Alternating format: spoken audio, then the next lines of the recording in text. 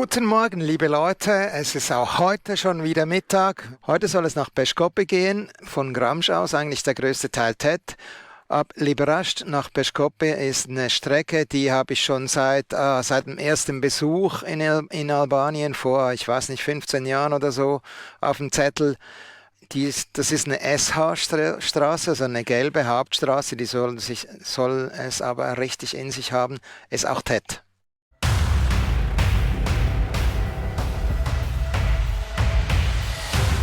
Da musste durch. Zu Beginn war das noch richtig lustig, aber dann kaum sage ich was. Da kommst du irgendwie schon lächerlich vor. Bisschen was easier fällt mir nicht. Kommen dann auch gleich die Lebensgeister zurück. Und der Schmerz, der wird vergessen. Das macht Freude. Daumen hoch, die Leute.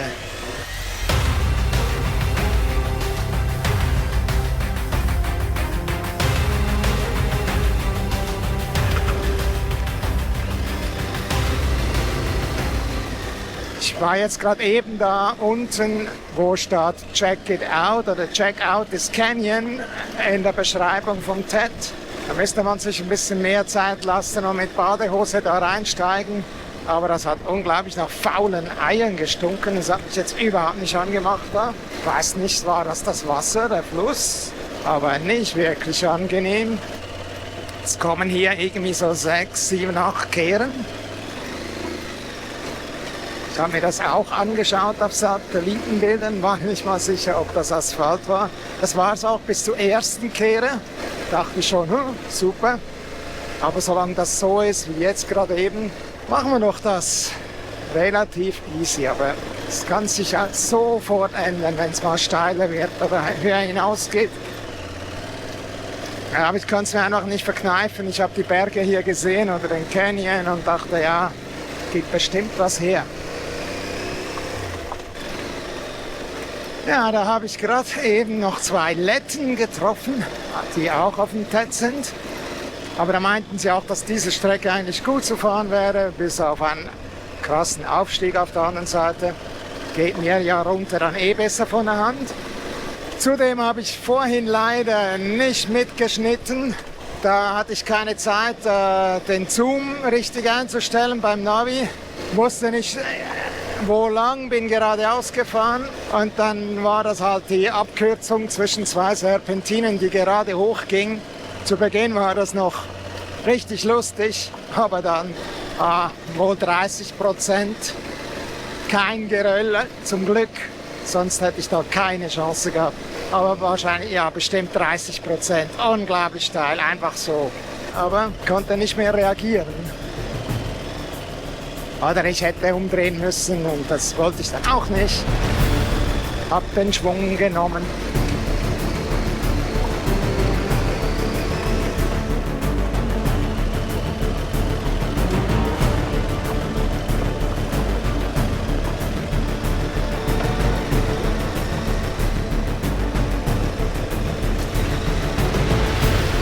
Also wenn es so bleiben würde, wäre das ja schön. Mal ein bisschen was easier, was auch für den Dr. Traktorfahrer ist, in der Komfortzone.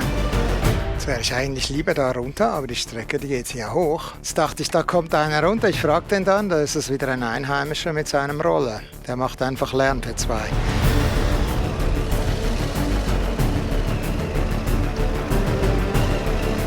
Gefällt mir nicht.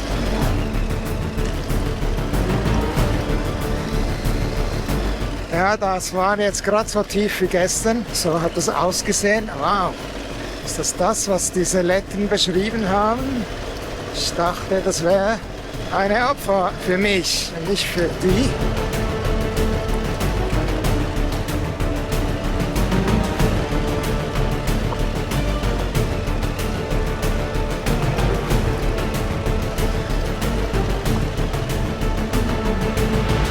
Okay, also definitiv nicht mehr Komfortzone. Uff, jetzt geht's wieder. Ja, das war jetzt gerade so ein heftigstes Stück.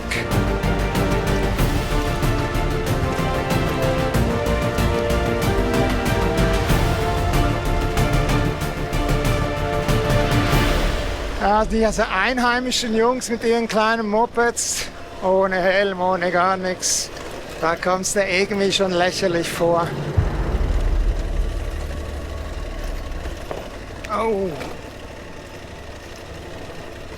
Ja, aber dieses Stück jetzt seit dem Abzweiger ist heftigst. Hey, was hat denn der für ein Moped? Mit Gummisturzbügel auf der Seite. Ja, ich spotte jetzt nicht. Das hätte bei mir ja sehr schief gehen können.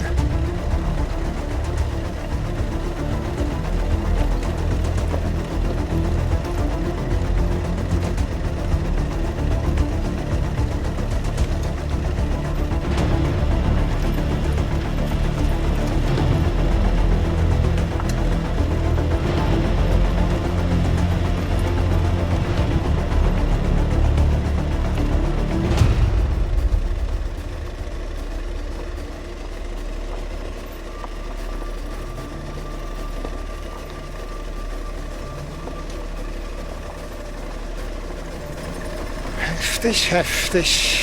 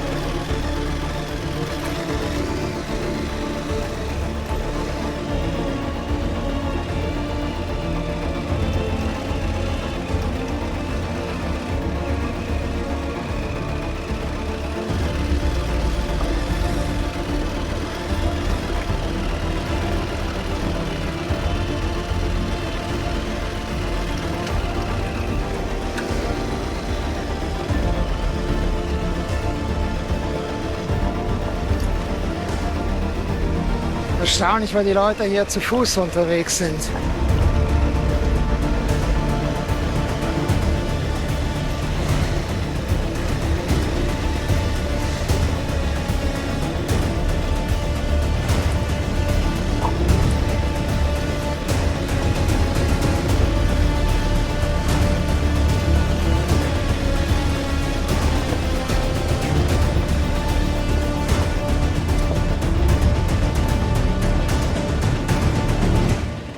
Bin jetzt eben in einem kleinen Dorf vorbeigekommen. Hier ist wieder belebt und die Straße ist wieder besser. Es war einfach die Verbindungsstraße da von den Dörfern. Da fährt wahrscheinlich dann auch kein Bus. Das ist wie eine Wasserscheide oder sowas. Ja, es ist definitiv wieder viel besser.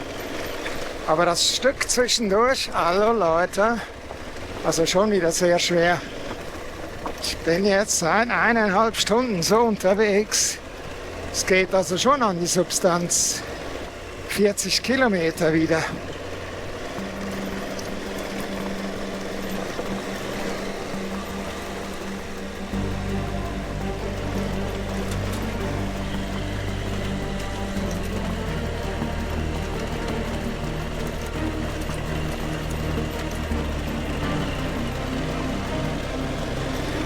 Und es nimmt kein Ende.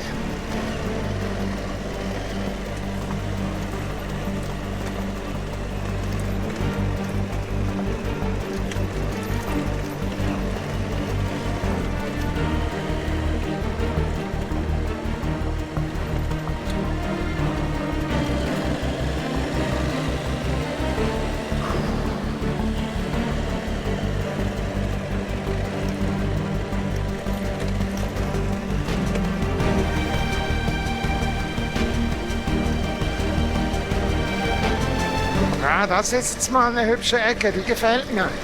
Da war ja vieles jetzt nicht so berauschend, offen gesagt, die letzten 1,5 Stunden. Aber sowas gefällt mir wieder. Geil. Kommt dann auch gleich die Lebensgeister zurück. Und der Schmerz, der wird vergessen.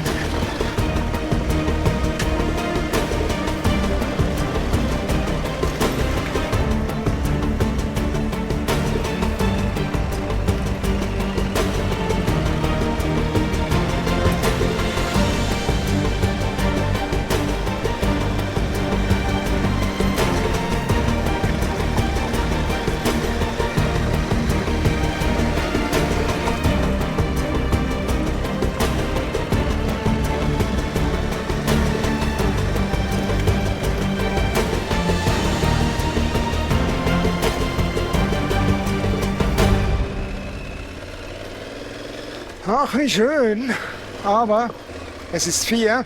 Ich habe mir jetzt echt lange überlegt, ob ich das jetzt machen soll. Bis Peshkopi sind es noch 70 Kilometer, 72.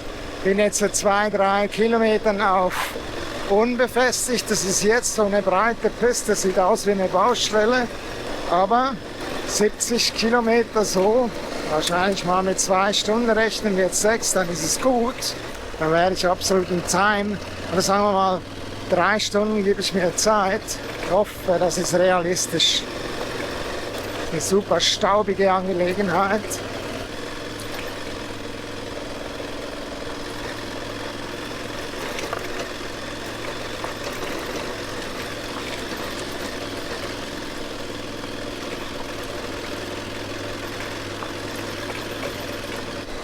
Ja, es ist ja schon auch schön im Abendlicht. Ich hatte eben einen Lieferwagen überholt, den angehalten, der hatte eine deutsche Nummer, aber der konnte kein Deutsch. Aber hat mir dann angedeutet, dass Peshkopi 2 Stunden wären. Dann ist mir gleich danach nochmal ein Deutscher auf dem Moped, auf dem Z entgegengekommen. Super netter, feiner Kerl. Jens ist er, glaube ich. Tut mir leid. Ja, der meinte dann auch, das wäre in 2 Stunden machbar. Man sagte mir schon auch, es wäre dann schon auch nochmal eine Piste, die nicht so gut fahrbar ist, so wie jetzt gerade mit, was fahre ich da, knapp 60.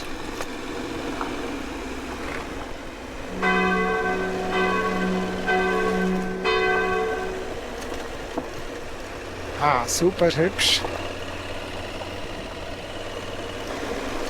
Hier mit der Sichel komme ich jetzt mal nicht zu nahe. Ich hoffe, das hat nichts zu bedeuten, der Sichelmann.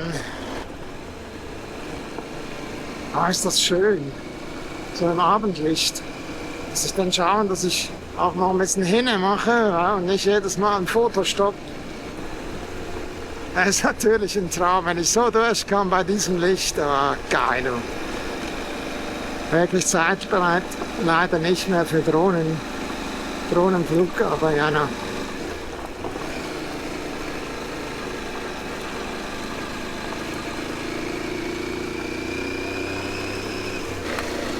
Was ich vielleicht noch erklären kann, das Gebirge da rechts, dieser Wald, das sieht genauso aus, wie wenn man auf der anderen Seite der Grenze ist. Also das implementiert ja da zwischendurch, ist eine Grenze zur Republik Nordmazedonien. Habe ich jetzt auch schon mehrfach auf der anderen Seite befahren. Da ist es eine super asphaltierte Straße von Vebar nach Struga, Ohrid, am Ohridsee. Und das hier ist die erste Hauptverbindungsstraße in Albanien. So sehen die Verhältnisse aus da. Und auf albanischer Seite gibt es da die ganzen 70, 80 Kilometer nichts. Ah, und jetzt kommt es doch noch mal ein bisschen urschiger. Schauen wir mal, wie lange dann das so bleibt.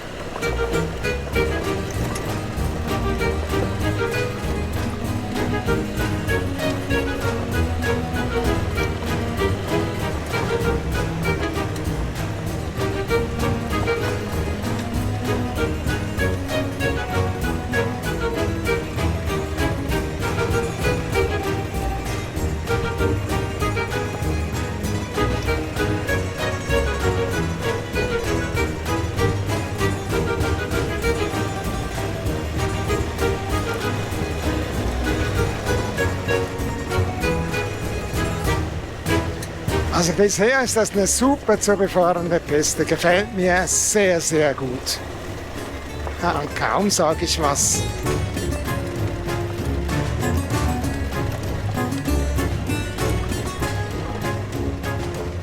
Das ist jetzt mit Abstand das schwierigste Stück.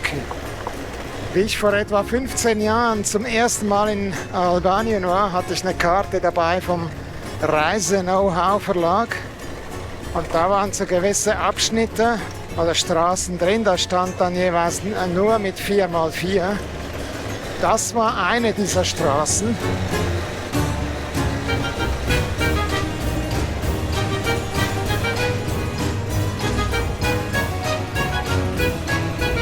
Und bisher wäre das auch mit normalem Auto zu befahren gewesen, aber hier jetzt gerade.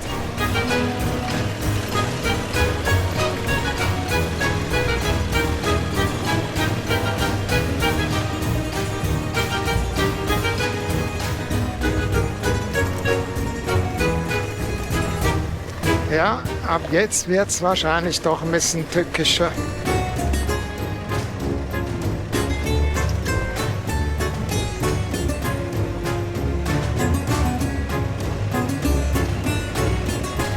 Aber es ist ja schön, haben sie hier auch Verkehrstafeln aufgestellt für Kurven und so.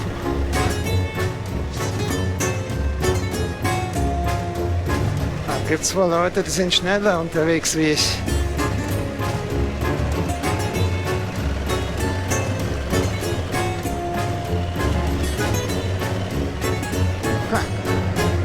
Wie das jetzt wieder wechselt.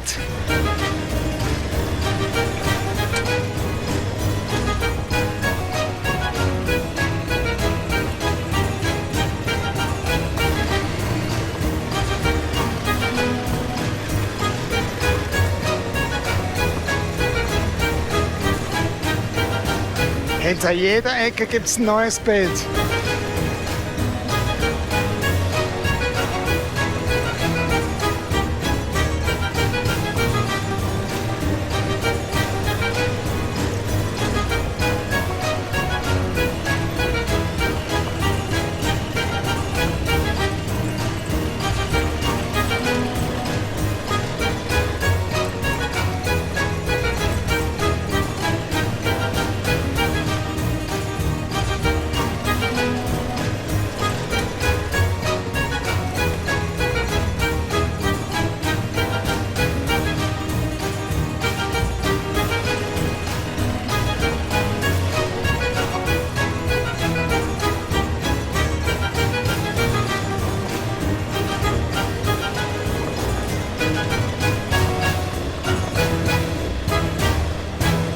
Ah, das gefällt mir nicht.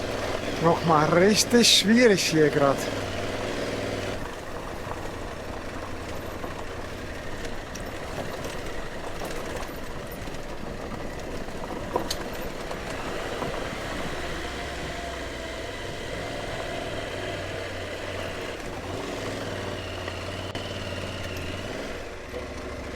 Peshkopi?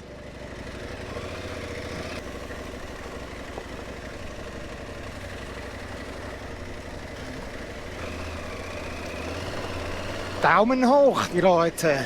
Das macht Freude.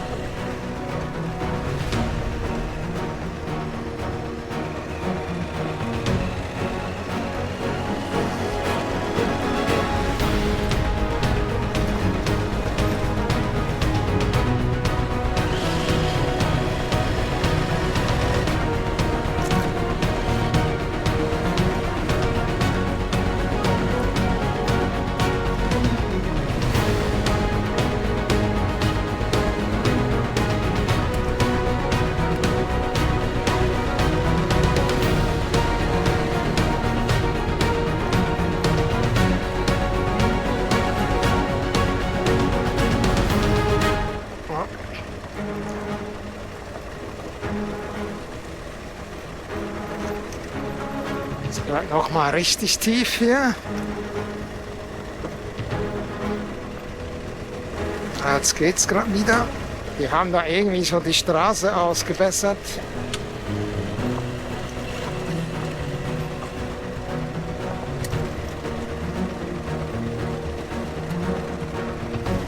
Ja, mit ein bisschen Momentum geht's.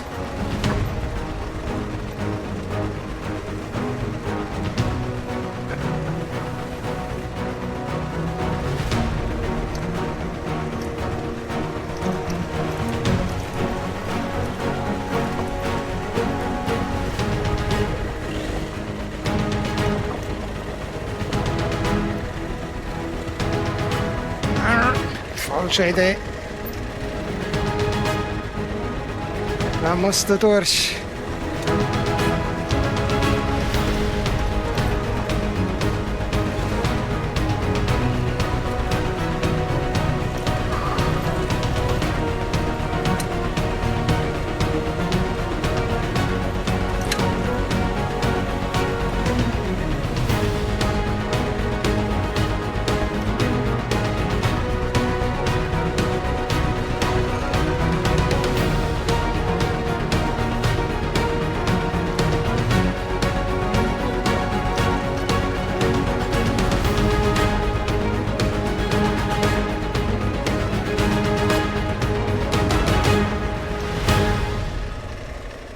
Der arme Esel zuvor, das sieht nichts.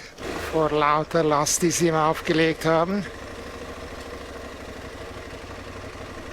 Wunderschön dann die Berge voraus. Ein paar Sekunden warten, bis wir da wieder um die Ecke kommen.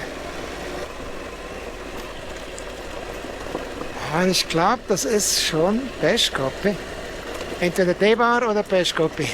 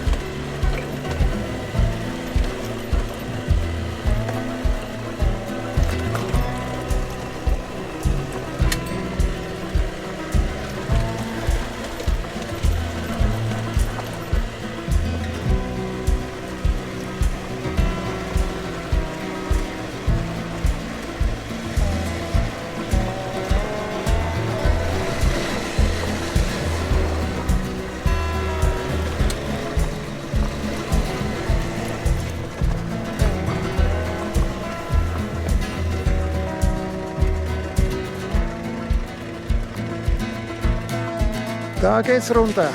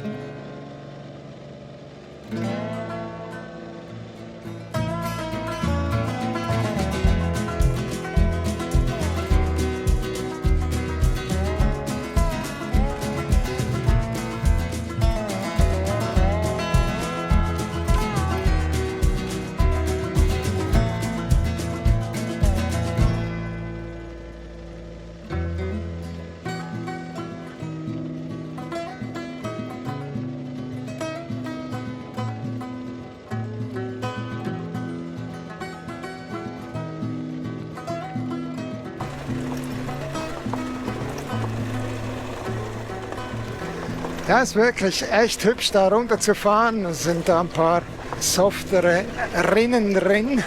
Aber ich merke es langsam. Ich kann es nicht wirklich mit Bestimmtheit sagen, aber wahrscheinlich jetzt dann 150 Kilometer Offroad heute. Da spüre ich die Arbeit von heute, also die Anstrengung.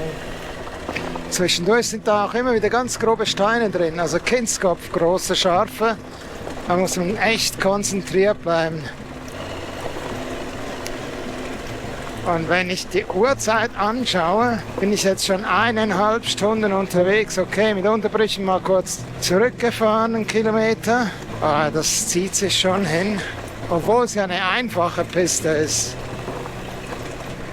Ja, der Track des Navis möchte jetzt dann gleich wieder rechts weg. Bin ich ja mal gespannt, wo der genau hin will.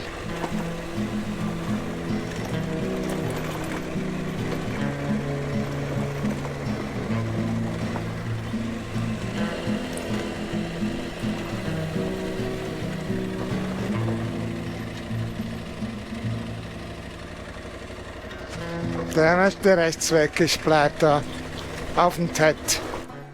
Peshkopi? Peshkopi? Pa.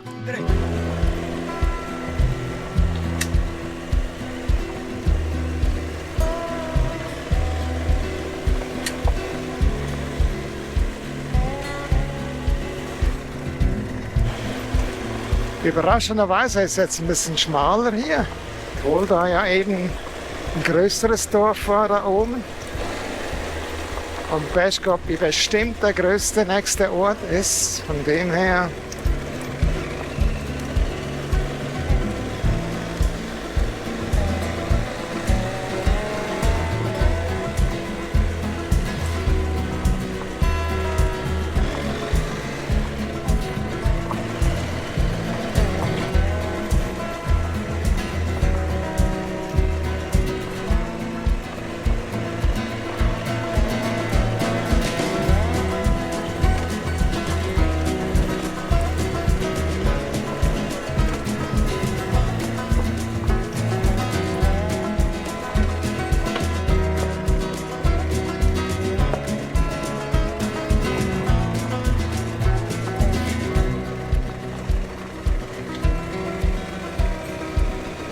Eine wunderbare Straße hier durch diesen Canyon haben wir.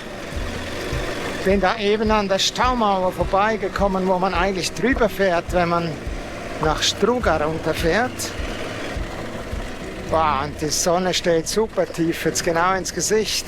Bisschen dumm bei gewissen Ecken. Unangenehm, meine ich.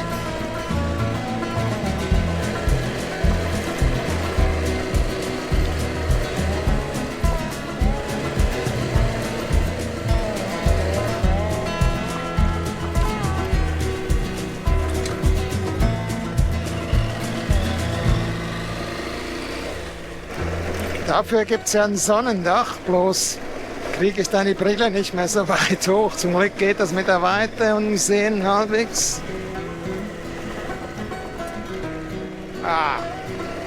Ich hoffe, ihr seid auch beim nächsten Mal wieder mit dabei und freue mich über jedes Like und jedes Abo. So, mal Asphalt erreicht, Hauptstraße erreicht.